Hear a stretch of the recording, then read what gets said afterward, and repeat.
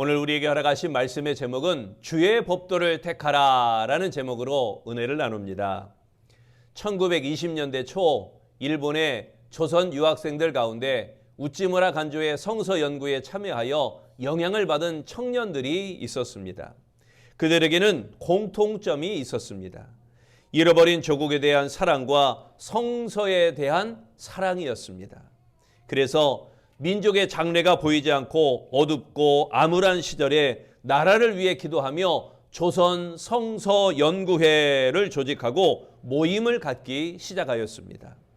그 청년들은 성서만이 미래 조국의 유일한 희망이라고 믿었습니다. 이 모임에 김교신, 함석헌, 송두용, 정상훈, 양인성 이런 청년들이 참석했습니다.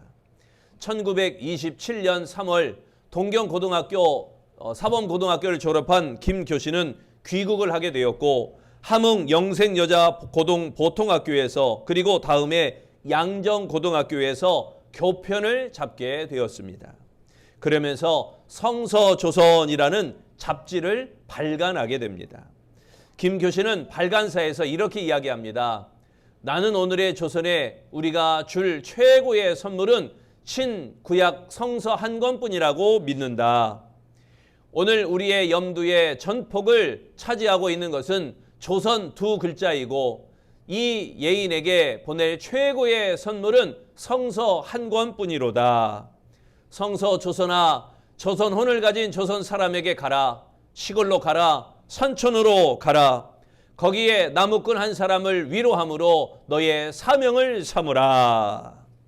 훗날 그는 다시 조선 성서에 다음과 같은 글을 남기게 됩니다. 사랑하는 자에게 주고 싶은 것은 한두 가지에 그치지 않는다. 하늘의 별이라도 따고 주고 싶으나 인력에는 스스로 한계가 있다. 혹자는 음악을 조선에 주며 혹자는 문학을 주며 혹자는 예술을 주어 조선에 꽃을 피우며 옷을 입히며 관을 씌울 것이나 오직 우리는 조선의 성서를 주어 그 골절을 세우며 혈액을 만들고자 한다. 그렇다. 우리는 성서를 배워 성서를 조선에 주고자 한다. 더 좋은 것을 조선에 주려는 이는 주라. 우리는 다만 성서를 주고자 미력을 다하는 자이다. 그러므로 성서를 조선에, 그러므로 조선을 성서 위에. 그리스도인들은 이 김교신의 비전에 감동되어 이 시대를 필요한 비전을 성서 한국의 비전 이렇게 부르게 되었습니다. 미래 조국 성서 조선의 비전이 한국 땅에서 실현되기를 열망하여야 하는 것입니다. 진실로 이 민족이 복을 받는 길은 주의 법도인 성서를 택하는 길에 달려 있는 것입니다. 우리는 오늘 성서 주일로 지키며 예배하고 있습니다. 하나님이 주신 성서, 하나님이 선물로 주신 성경을 번역하고 인쇄하여 온 세상에 공급하며 후대에 전하기 위하여 제정된 주일이 바로 성서 주일입니다. 대한성서공회는 1895년에도 설립되어 128년의 역사를 자랑하고 있습니다. 그리스도인들은 성경을 더 많은 언어로 번역하여 세계에 보급하도록 우리가 후원해야 할 것입니다. 우리나라가 이만큼 복을 받는 것은 하나님의 말씀을 받아들이고 그 말씀을 읽고 그 말씀을 듣고 그 말씀을 묵상하고 그 말씀을 지키는 자들이 많이 있기 때문입니다. 성서주일에 우리에게 성경을 주신 하나님께 감사드리고 말씀을 잘 배우고 그 말씀을 잘 지키고 전하도록 힘을 다하는 다짐과 결단이 있어야 될 줄로 믿습니다. 우리가 봉독한 시편 119편은 성경 중앙에 위치하여 성경 그 자체의 중요성을 가르치고 있는 말씀입니다. 시편 119편 176절의 말씀, 그러니까 성경에서 가장 긴 절의 말씀입니다. 장문으로 되어 있는데 하나님의 말씀에 대한 사랑과 그 순복의 열정 그리고 구원의 간구라는 주제를 나타내고 있습니다. 특히 시인은 자신이 주의 법도를 따르기로 결단한 사실을 이 본문에서 소개하고 있습니다. 우리 본문 말씀 173편 말씀을 보면 내가 주의 법도들을 택하여 싸우니 주의 손이 항상 나의 도움이 되게 하소서라고 했습니다. 자유의지를 가진 인간은 주의 법도를 택할 수도 있고 세속적인 기준을 택할 수도 있습니다. 그러나 본문의 시인은 주의 법도를 택하였다 이렇게 이야기하고 있습니다. 시인은 세속적인 기준은 버리고 오직 주의 법도를 택하였다는 것입니다. 그리고 하나님의 법도인 말씀에 순종하는 삶을 살았던 것입니다. 말씀에 순종하는 삶, 여러분 우리도 그 말씀에 순종하는 삶을 살아가시기를 바랍니다. 말씀에 순종하는 자를 주님의 손으로 도우시는 줄로 믿습니다. 그렇다면 주의 법도들을 택하여 싸우니 주의 법도를 택하라 할 때 여기에 담긴 소망은 무엇이냐? 첫째, 나를 건지소서라는 소망입니다. 돈인가 예수인가 부제목은 살아선 부자 죽어선 나사로이고 싶은 그리스도인에게 라고 하는 이 책의 제목이 있습니다. 이 책에 나오는 이야기 중에 하나인데 기독교의 노벨상이라고 불리는 템플턴 상이 있습니다. 이 템플턴 상을 받은 대학생 선교회 설립자 CCC라고 하죠. 이 대학생 선교회 설립자 빌 브라이트 박사가 수상소감을 말했습니다. 젊은 날에 저는 유물론자요 인본주의자였습니다. 따라서 저에게 있어서 인생의 성공이란 돈을 많이 벌어서 가지고 싶은 것 다 소유하고 명예와 권세를 가지며 사람들의 칭찬을 받는 것이었습니다. 그러던 어느 날 노부부의 권유로 교회에 나가게 되었고 하나님의 말씀을 듣고 예수를 영접했습니다. 그러면서 저의 생활 태도가 완전히 바뀌었습니다. 예수를 알고 그분을 섬기는 일보다 더 중요한 일은 없다는 결론에 다다랐습니다. 여러분, 이 빌 브라이트는 예수 믿기 전에 돈과 명예와 세상의 영광을 받는 것이 인생의 목적이었습니다. 한마디로 마귀의 시험에 빠져 살던 그런 인생이었다는 겁니다. 중심에 믿음이 없었을 때 모든 삶의 중심이 하나님이 아니고 하나님의 말씀이 아니고 오직 세상의 영광 부귀였습니다. 그러나 예수 믿은 후로 마귀의 시험에서 건져지고 하나님의 영광을 위하여 사는 하나님의 사람으로 변화되었던 것입니다. 하나님께서 말씀을 통해 시험에서 건져 주셨습니다. 말씀을 통해 건지시고 위대한 하나님의 사람이 되어진 것입니다. 170절에 말씀합니다. 나의 간구가 주의 앞에 이르게 하시고 주의 말씀대로 나를 건지소서. 여기에 건지소서 이 말씀은 구원하시다라는 의미입니다. 하나님의 말씀이 고난 가운데서 부르짖는 이들의 구원이 되신다라는 사실인 것입니다. 시인의 기도는 자신의 어려운 상황과 관련해서만이 아니라 하나님의 말씀이 우리를 구하시는 능력이 있다 이렇게 강조하고 있는 것입니다. 하나님의 구하심을 기대하는 하나님의 사람, 여러분도 하나님의 구하심을 기대하십니까? 그렇다면 하나님의 말씀을 택하는 삶, 하나님의 말씀을 붙드는 삶이 되시기를 바랍니다. 말씀을 사랑하고 말씀을 존중히 여기는 삶, 하나님의 말씀대로 헌신하는 삶을 살아야 하는 것입니다. 그리할 때 하나님께서 어려움에서 건져주시며 하나님께서 우리를 온전히 구하여 주실 것입니다. 오로지 말씀대로 믿고 순종하여 하나님의 건지심, 하나님의 그 건지심을 체험하시기를 바랍니다. 두 번째, 주의 법도를 택하여 싸우니 이렇게 고백할 때 그 고백에 담긴 소망은 나를 도우소서라는 소망이 있습니다. 6.25 전쟁 당시 더글러스 맥아더 장군을 지휘관으로 임명하고 한국 전쟁에 참전하여 적극적으로 그를 지원했던, 그리고 한국을 그렇게 사랑했던 이 미국의 33대 대통령 해리 트루먼, 그 트루먼의 이야기입니다. 당시 루즈벨트 대통령이 3선으로 취임한 지 3개월 만에 그만 사망하게 됩니다. 그러자 당시 부통령이었던 해리 트루먼은 대통령직을 승계하였고 그 후에 재선에 당선되기도 하였습니다. 그는 은퇴 후에 고향 미주리주 인디펜던스에 기념관을 짓고 아이들과 함께 지냈습니다. 한 번은 어느 초라한 소년이 그의 기념관을 찾아왔습니다. 그리고 트루먼에게 다음과 같이 질문을 합니다. 대통령 할아버지는 제 나이 때에 어떤 아이였어요? 항상 1등만 하고 반장만 하셨지요? 하고 물은 것입니다. 그러자 트루먼이 소년의 어깨 위에 손을 얹고 아주 다정하게 이야기해 줍니다. 아니다. 나는 형편없었다. 친구들이 소리를 지르면 겁이 나서 몸을 바들바들 떨었고 운동도 못해서 늘 따돌림을 당했지. 이러다가 사람 구실 제대로 할까 걱정이 많았단다. 소년이 고개를 갸우뚱거리며 다시 물었습니다. 아니 그런데 어떻게 대통령이 되셨어요? 그러다 트루먼은 또다시 친절하게 대답해 주었습니다. 나를 용기 있게 하고 강한 사람이 되도록 도와준 것은 바로 하나님의 말씀인 성경이었다. 성경이 나를 세상에서 가장 쓸모있는 사람이 되도록 도와주었단다. 오늘 본문 173절을 보겠습니다. 내가 주의 법도들을 택하여 싸우니 주의 손이 항상 나의 도움이 되게 하소서.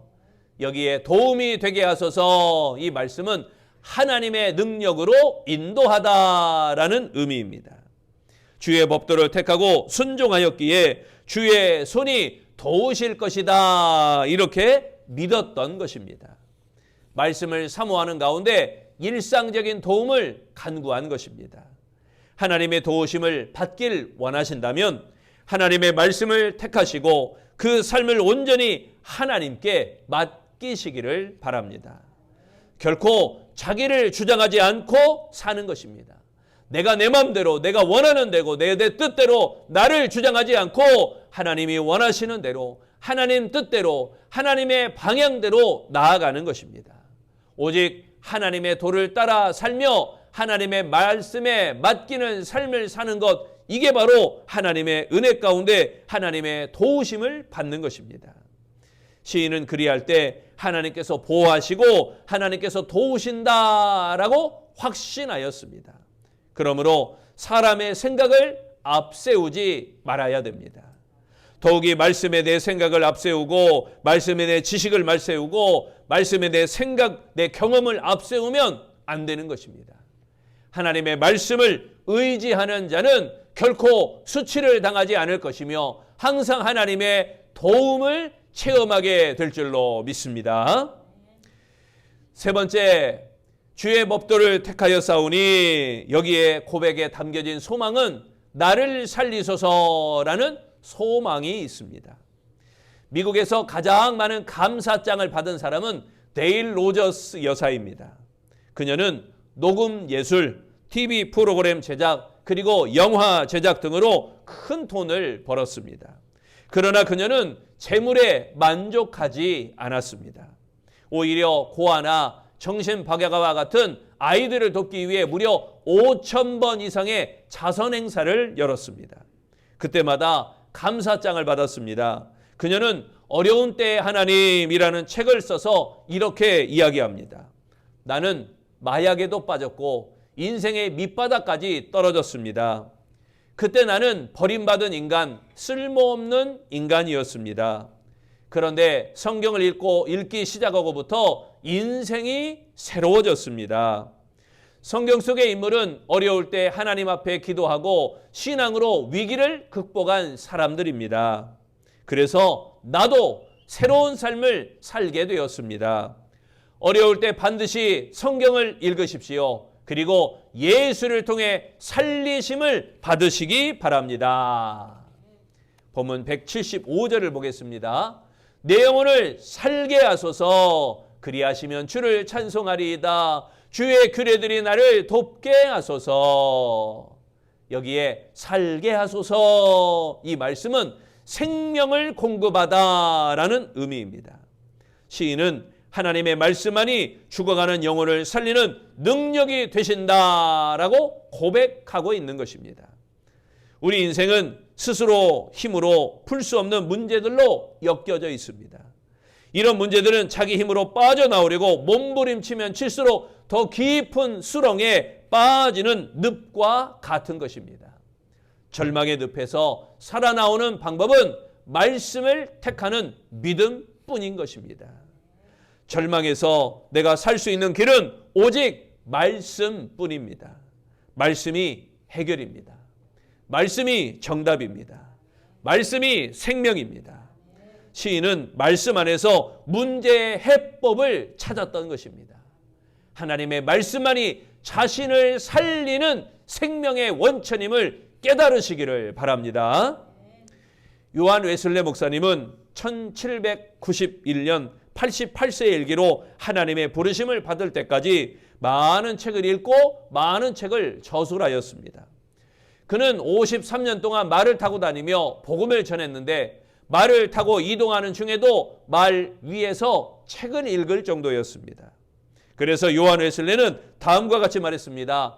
나는 한 책의 사람이 되기를 원한다. 한 책의 사람, 여기서 말하는 한 책은 하나님의 말씀, 성경을 가리키는 것입니다. 그는 많은 책을 읽고도 이렇게 고백한 것은 성경에서 길을 찾았기 때문입니다. 오직 성경만이 하나님의 은혜로 구원에 이르는 길을 안내해 주기 때문인 것입니다. 성경을 통한 구원의 길에 대한 발견이 그 글을 바탕으로 웨슬리의 헌신적인 삶은 많은 사람에게 선한 영향력을 끼치게 되었습니다.